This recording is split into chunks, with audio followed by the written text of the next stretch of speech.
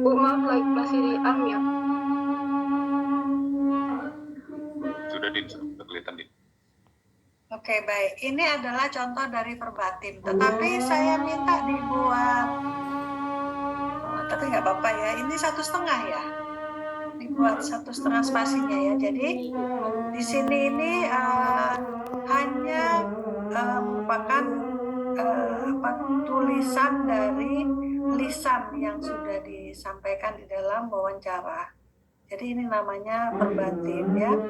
Jadi nanti adik-adik seandainya menyampaikan pembahasan, gunakan alamatnya di baris yang sebelah kiri ini. Ini adalah alamatnya. Misalnya menyampaikan, misalnya coba diturunkan lagi Habibie.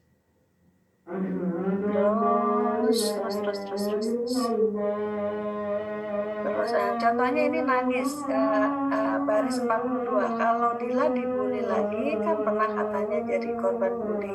Apa yang pernah Dila lakukan? Nah, ini kan. Ini masalahnya tentang apa? Resiliensi pada korban bully. Nah, resiliensi ya. Jadi terkait dengan apa? Bagaimana cara mengatasi masalah ketika reaksi ketika bully. Jadi ini apa? Jadi ini kan alamatnya kalau misalnya dia menangis ini temanya apa? Regulasi emosi. Regulasi emosi. Jadi regulasi emosi. Subjek menangis misalnya ya. Nah, ini halamannya di mana? Di line nomor 42. Subjeknya subjek siapa? Partisipan 1, wawancara ke-1, P1, W1. Kemudian ini line numbernya 42 misalnya gitu ya. P1, L1, W1, 42. Nah, oke, adik-adik tolong semuanya ini harus verbatim yang Ibu maksud seperti ini. Jadi bukan yang analisa ya. Analisa itu nanti beda lagi. Oke, sudah paham adik-adik tentang verbatim yang sudah silakan diperbaiki ya semuanya. Ada yang mau bertanya tentang verbatim? Ibu mau bertanya, Bu. Ya, silakan. Ngitungnya itu kalau Biu kan tadi dari line satunya itu dari yang mulai lampiran jalan. Oke, nggak apa-apa, bebas saja. Bebas aja. Kadang-kadang ada yang memulai dari wawancara P. Misalnya line nomor 6 itu dijadikan nomor 1 juga boleh. Sebenarnya line itu hanya untuk menunjukkan alamat di mana data wawancaranya didapat gitu. Gak apa-apa, dari mulai pertama begini juga gak apa-apa. Kadang-kadang ada juga yang dimulai dari start P, misalnya nomor 6, line nomor 6 itu ya, penanya apa, atau misalnya nomor 9, P, Assalamualaikum, boleh. Tapi dari pertama juga gak apa-apa. Hanya untuk identifikasi alamat supaya mencari datanya lebih gampang. Oke? Sudah? Saya pikir sudah ya untuk verbatim, tolong diperbaiki semuanya. Sekarang di stop share ya. Selanjutnya Lutfia, coba Lutfia yang analisis data. Oh, yang tabel itu ya, Bu? Iya, oke.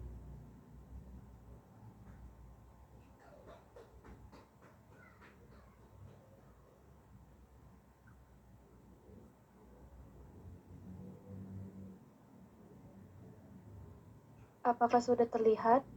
Boleh, sudah. Dari baris pertama Lutfia. Ini, Bu. Oke ya. Jadi ini adalah contoh analisa. Tetapi saya tidak mewajibkan bentuk analisanya seperti ini.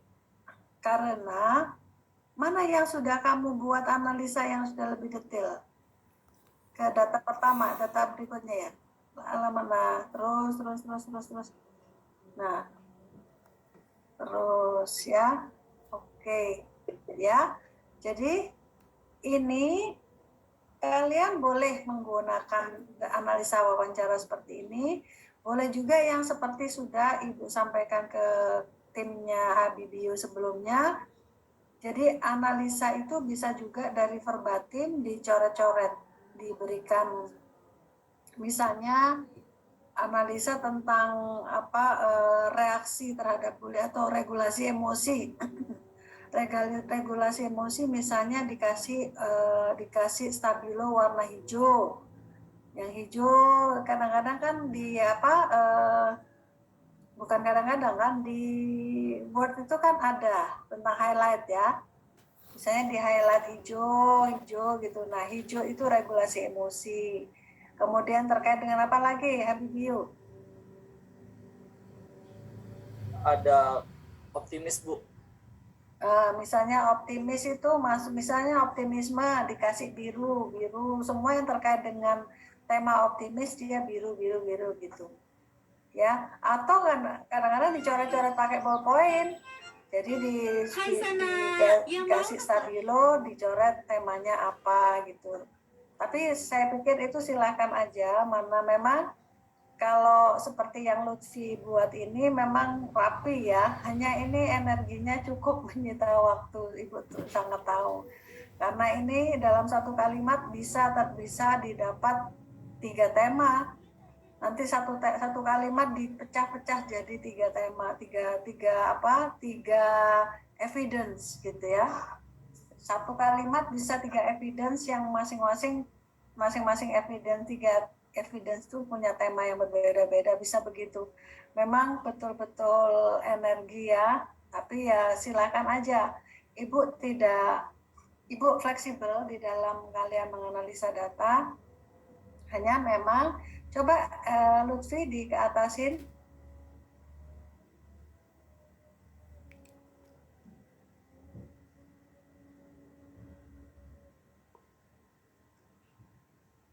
Nah, begini ya.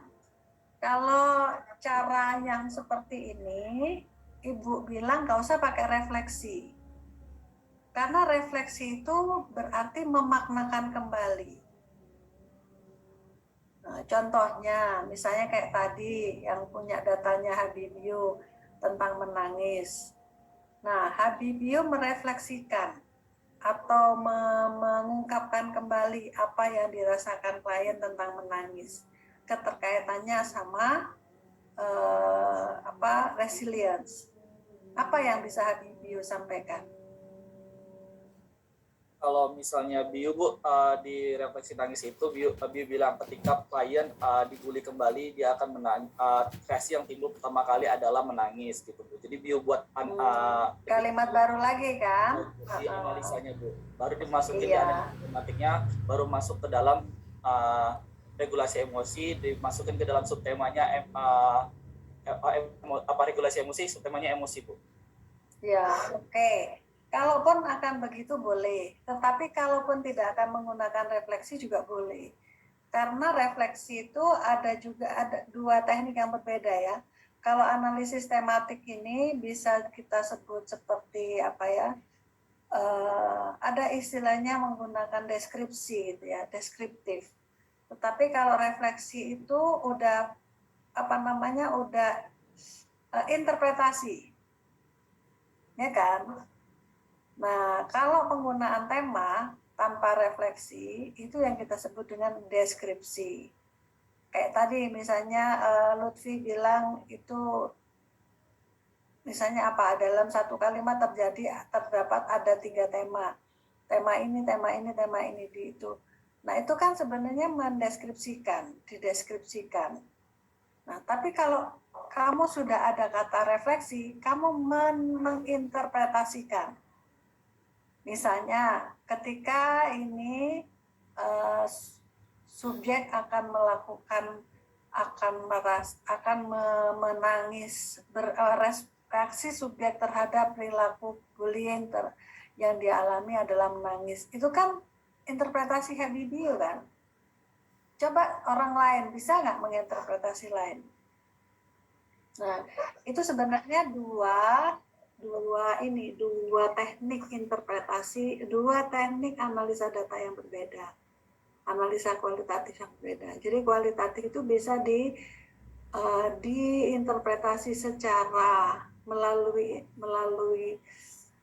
interpretasi, bisa juga dianalisis melalui deskripsi, dideskripsikan dan dikelompok-kelompokkan ke dalam tema. Tetapi juga bisa direfleksikan. Refleksi ini menginterpretasikan apa yang dia supaya sejalan dengan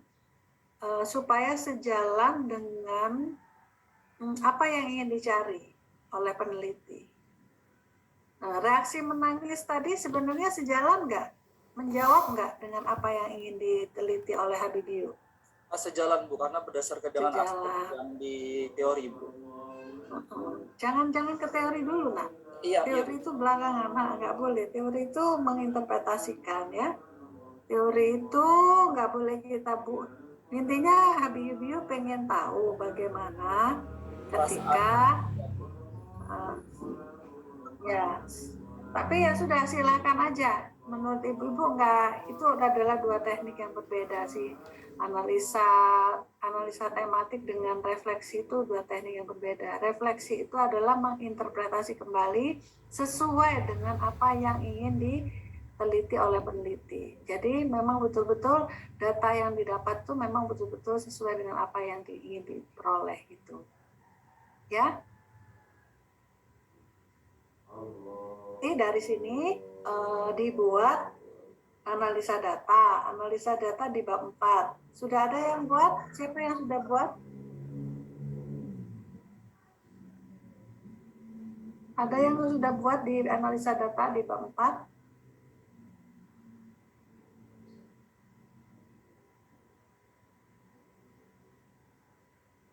Sebentar ya, Ibu mau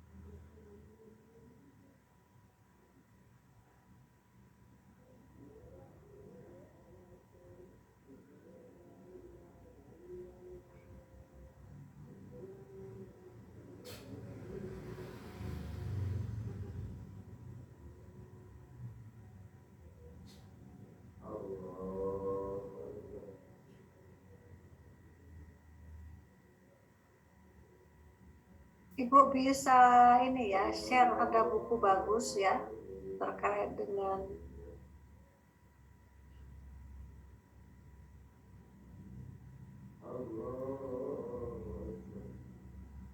ini ya. Jadi ini penelitian kualitatif.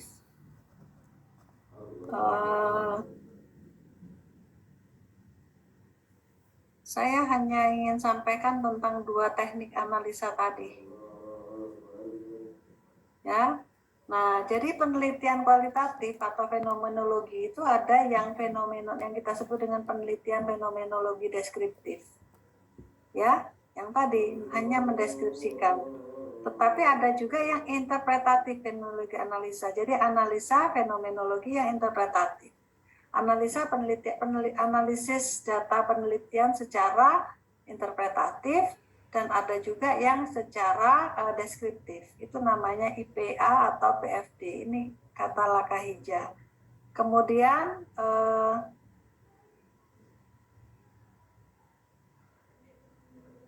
sebentar ya.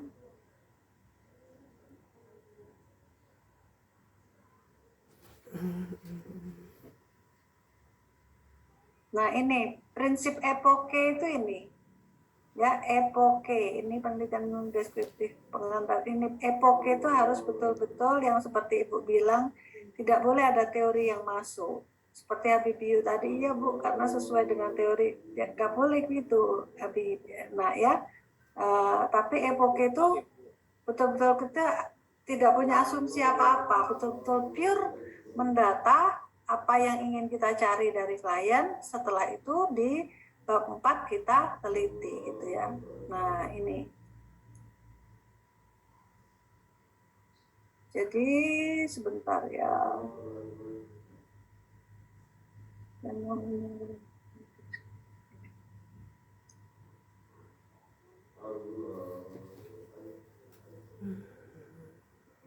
Ini peneliti apa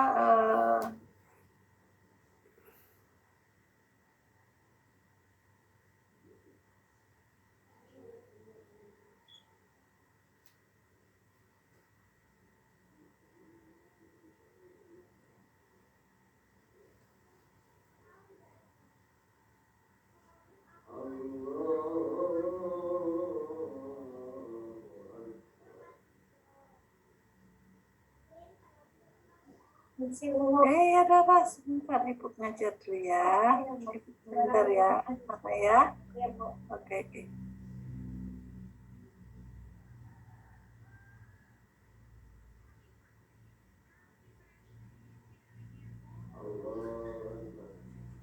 Ini transkrip ya. Tapi ini silakan aja. Kadang-kadang transkrip itu nomornya bisa dari mulai start, bisa juga seperti ini. Ya, ini transkripnya. Tetapi nggak salah. Apa yang dibuat sejak awal juga nggak salah. Ya, oke. Kemudian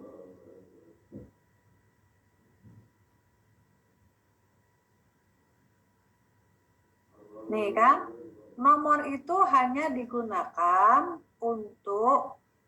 sebagai alat bantu untuk menunjukkan baris keberapa dalam keseluruhan transkrip. Tidak ada makna statistik. Jadi itu penomoran itu tidak ada standar yang kaku ya. Bisa di start dari awal atau bisa juga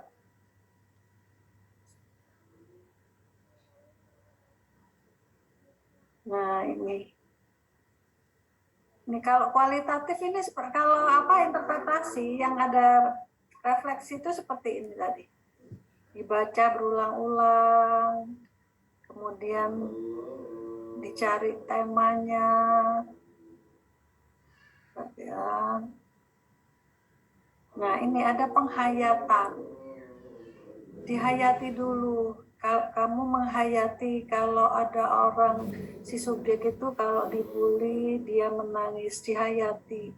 Kita berempati, kemudian kita refleksikan ulang, kita interpretasikan ulang. Ya, nah itu yang kita sebut dengan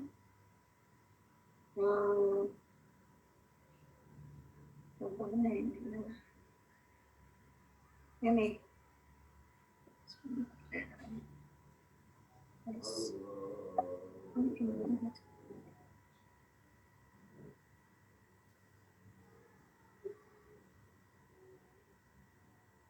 Nah ini ya, ini adalah contoh yang pakai refleksi tadi. Ya, ini transkrip aslinya. Lebih jauh tentang itu, nggak tahu gimana ya. Menurutku sih itu terjadi karena aku gini, HIV ini tentang HIV, diagnosa HIV. Komentar eksploratoris ini yang kita sebut dengan refleksi. Ya, ini yang kita sebut dengan refleksi. Ini mengulang apa yang ada di dalam transkrip orisinal, itu direfleksikan. Kemudian ini masuk ke dalam tema apa. Itu yang kita sebut dengan, kalau kalian mau menggunakan insilah, menggunakan analisa dengan cara refleksi. Ya, ini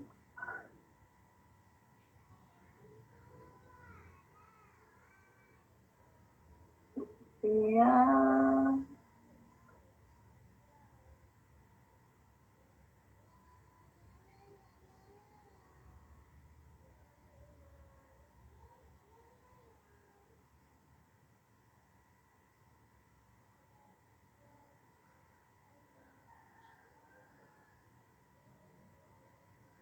Ini kalau ya lagi.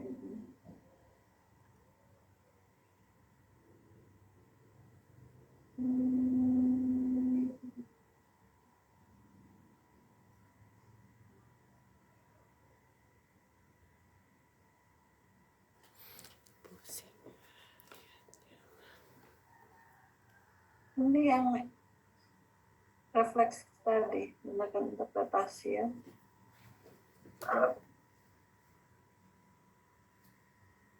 Nah, kalau yang cara yang lebih tanpa refleksi, itu kalian hanya menggambarkan langsung mentemakan.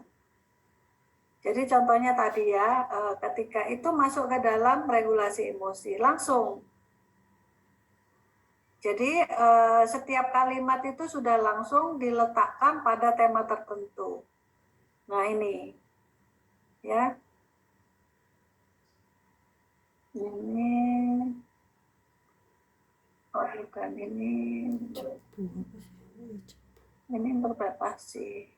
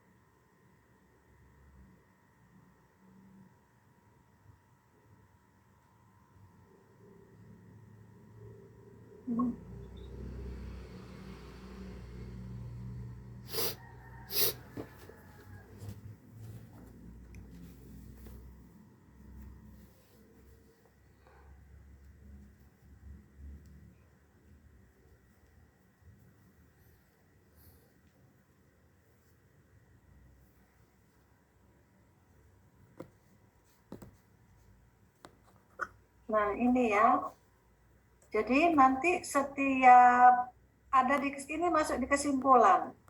Jadi kesimpulan itu atau misalnya kalau ini bukan di kesimpulan ya, kalau ini di rekapitulasi. Nanti di setiap rekop subjek itu jumpa tentang tema-tema. Jadi nanti akan jumpa satu tema atau dua tema yang diketemukan dari partisipan tertentu yang mungkin khas, yang bisa didiskusikan berdasarkan teori tertentu. Ya, jadi ini sebenarnya yang lebih deskriptif ya, apa namanya?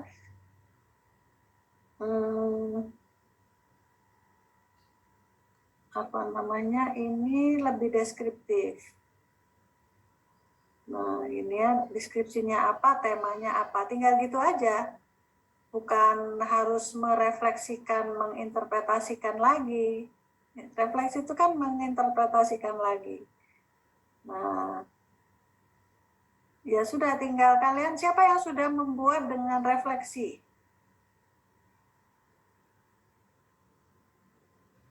Siapa yang sudah membuat berdasarkan refleksi? Ada? Saya belum. Ada? Enggak, Bu Mai pakai yang tadi yang analisis sama analisis tematik gitu aja. Tematik, itu berarti hanya mendeskripsikan saja. Jadi dengan deskripsi, kemudian ini ya, dengan deskripsi kemudian langsung ditemakan, itu aja yang namanya PDA itu. Hanya nanti harus dibuat seperti benang merah antar setiap tema yang diketemukan gitu ya. Bukan terus data-data itu hanya ketika kita menganalisa itu tidak harus merefleksikan kembali, tidak diinterpretasikan kembali pernyataan-pernyataannya, enggak gitu ya. Misalnya gini ya, metode yang kami tunjukkan tidak seharusnya dianggap paradigmatis ini untuk semua. Ya udah data ini saja, kemudian ditemakan apa gitu. Nah itu yang kita sebut dengan deskripsi. Kalau yang interpretasi ya yang refleksi tadi gitu ya, silahkan aja kalian menggunakan yang mana. Nggak baku, memang kualitatif itu tidak baku. Yang penting referensi yang kalian gunakan yang mana gitu. Ya, kemudian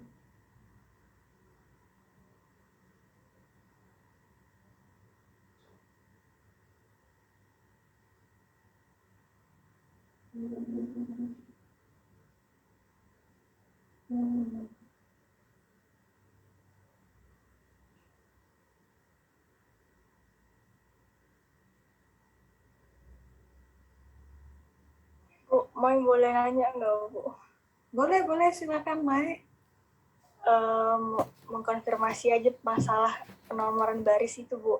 Mai masih bingung. Jadi Mai sempat sampai berapa kali ngulang cuman penomoran gara-gara penomoran baris yang di verbatim kan berdasarkan baseline number.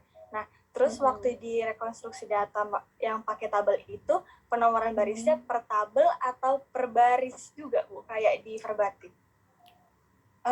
Kamu ketika membuat analisis itu kan kamu mengambil data dari verbatim. Ya. Nah, penomoran yang ada di analisa data itu adalah nomor line yang kamu ambil dari verbatim.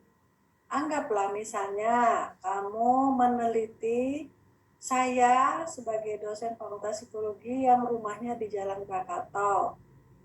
Ya, berarti saya ini sebagai subjek kamu yang nomor 1, wawancara ke-1, rumahnya di Jalan Krakatau. Ya, misalnya gitu di jalan. Nah, saya berarti P1, W1, Krakatau. Krakatau itu kamu berarti ngambil data dari alamat yang ada di Jalan Krakatau. Nah, begitu juga di verbatim. Di verbatim itu kamu mengambil data tentang, misalnya kayak tadi contohnya menangis. Contohnya apa? Kamu tentang apa? Loyalitas, Bu. Saya loyalitas ya. Kemudian ada loyalitas, data apa yang kamu dapat? Misalnya tentang tema apa? Tentang taat peraturan dan tanggung jawab. Taat peraturan dan tanggung jawab. Itu ada di line nomor berapa di verbatim? Kalau di verbatim dia punya Mai di line 33, Bu. Nah udah, berarti itu partisipan nomor berapa? Nomor 1 misalnya. P1, wawancara ke berapa? Pertama. Wawancara ke-1 di verbatim, wawancara ke-1 P1, W1, line nomor L berapa? 33. Analisa data itu nggak ada line numbernya. Yang ada line numbernya itu verbatim. Nah, analisa data hanya menunjukkan bahwa kalau mau cari data tentang loyalitas pada subjek nomor 1, wawancara 1 itu ada di baris ke-53. Tinggal nyari. Oh, nomor 53 itu nyataannya gini toh gitu. Ya, makanya analisa data, form analisa data itu bukan verbatim. Itu kan sudah pengolahan kita, bukan data sesungguhnya. Udah dianalisa. Kalau misalnya mau apa lagi, kalau mau pakai interpretatif tadi, sudah dibahasakan lain lagi. Nah, makanya ada data original, ada data refleksinya yang udah kamu buat. Contohnya misalnya apa? Dia mengatakan apa? Di loyalitas. Coba di line nomor 33 ngomong apa? Dia mengatakan kalau dia tuh tidak selalu taat peraturan, Bu. Kadang juga terlambat ke kantor. Nah, itu bahasanya Mai kan? Iya, Bu. Kalau line nomor 33 ngomongnya apa? Dia bilang gini, Bu. Alhamdulillah ingat. Dia bilang gini, ya nggak mungkin saya itu selalu taat peraturan, Dek. Kadang juga kan pasti manusia adalah kesibukan, mau kadang nanti terlambat 15 menit atau 30 menit gitu. Kalau Mai Sarah simpulkan bahwa sesuai dengan penelitian, tujuan penelitian, identifikasi masalah yang ingin didapat apa? Berarti terkait dengan apa? Halo, Mai?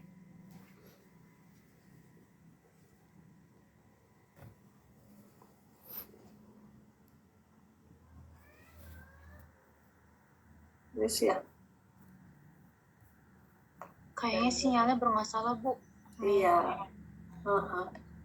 Itu maksudnya ya. Sebenarnya nggak susah loh.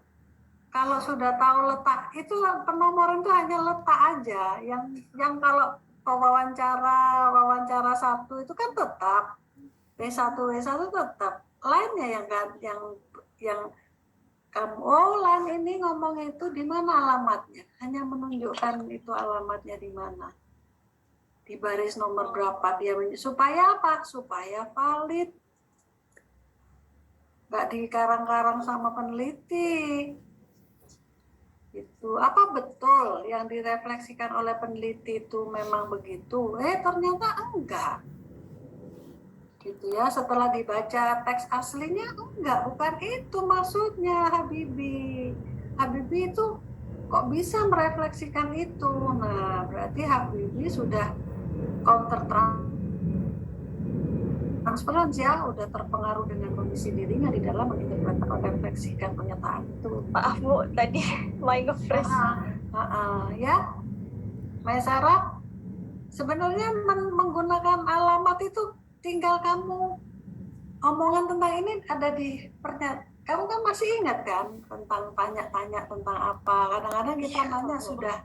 Nah, ya udah, oh itu tanya itu jawabannya ada di pertanyaan terkait dengan pertanyaan. Oh itu ada di pertanyaan tentang ini. Tinggal nyari aja. Oh dicari.